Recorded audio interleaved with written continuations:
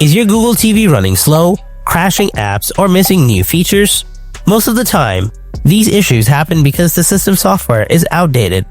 In this guide, I'll show you how to update your Google TV to the latest version. Let's get started. So to start with it, start your TV. Then from your home screen, use your remote to navigate to the gear icon, basically settings. Now scroll down to the device preferences and open it. Then go to About. Here is the System Update option. Select it.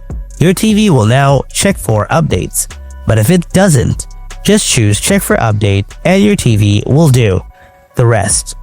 If an update is available, just download and install it. Your Google TV will restart automatically to finish the update. And that's it. Your Google TV is now updated with the latest features, security patches, and bug fixes.